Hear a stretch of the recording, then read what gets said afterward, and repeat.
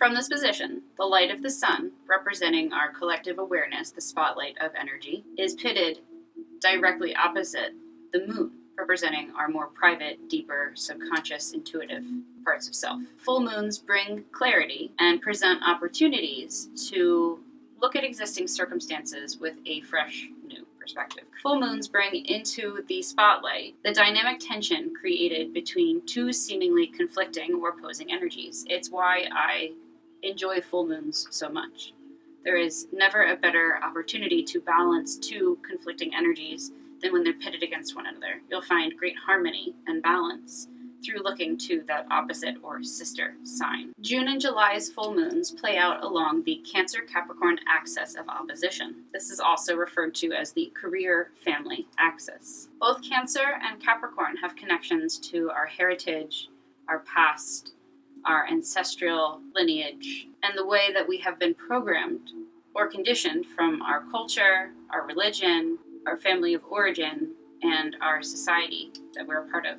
Cancer is ruled by the moon, and both are connected, Cancer and the moon, to our inner child and our nurturing energy, our maternal lineage, our inner mother archetype. Cancer and our personal moon placement show how we were nurtured and in turn now nurture not only ourselves, but others. While Capricorn and its ruler Saturn has everything to do with our primary disciplinarians and boss figures, those adult parts of our psyches, that inner critical parent voice, connected with our relationship with our father and authority figures, mirroring how we go out into the world and assert our own presence. The Cancer-Capricorn axis has a lot to do with our ability to emotionally self-regulate and parent not only others, but ourselves. Capricorn energy speaks to our core conditioning, the beliefs, societal values, and thought patterns that we internalized from a very young age, and how this has created inner structures, or walls, that keep us limited and disconnected from our true, authentic selves. This full moon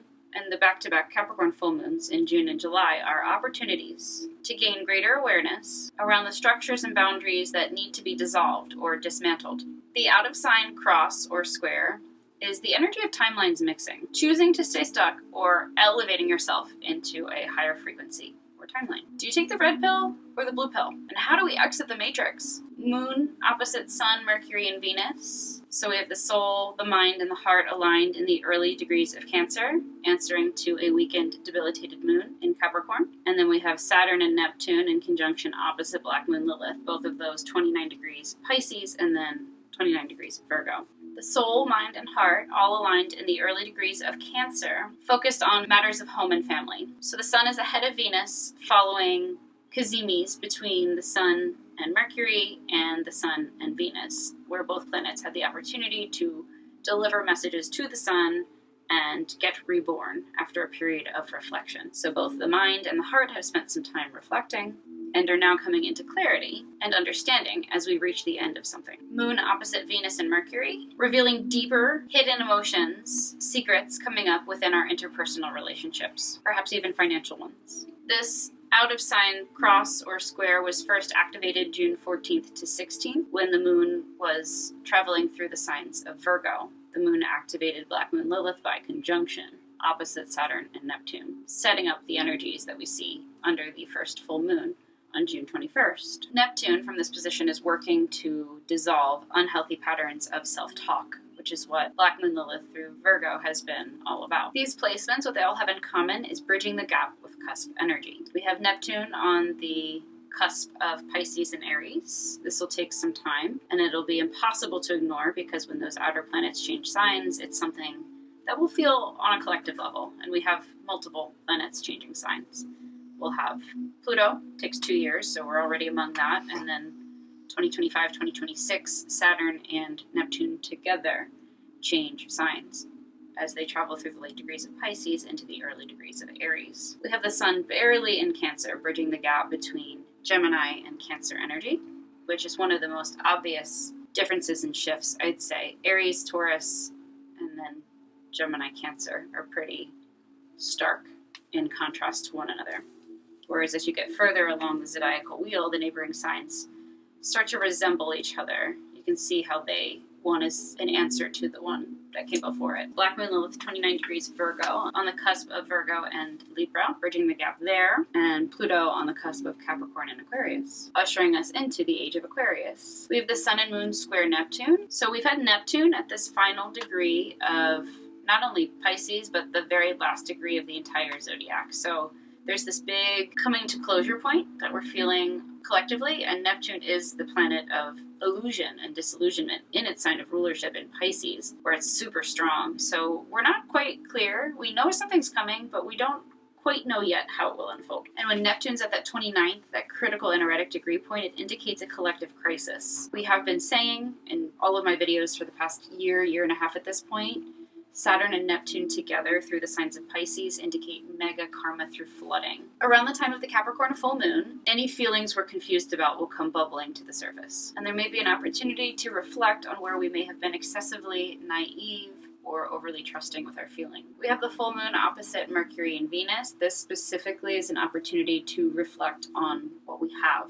As we shift out of lack mentality, there is a big encouragement on focusing on what you already have, rather than focusing on what you could have or could have had. Ultimately, the full moon in Capricorn, the back-to-back full moons in Capricorn, will help us on our personal evolution through emotional maturation and in taking responsibility for our own emotions. The full moon in Capricorn presents an opportunity to reflect on our emotional self-regulation and our ability to essentially parent ourselves as we gain awareness and clarity and release some of the confines around our core conditioning, especially as it relates to our ability to be vulnerable and any avoidant or addictive patterns we may have. The moon is traditionally debilitated or weakened in the sign of Capricorn, and this is because she's at home in the opposite sign, Cancer. This is an invitation for us to observe ways that we are used to not honoring or ignoring our emotions, and what messages we may have received from our society, our culture, our religion, or our family of origin around emotional expression,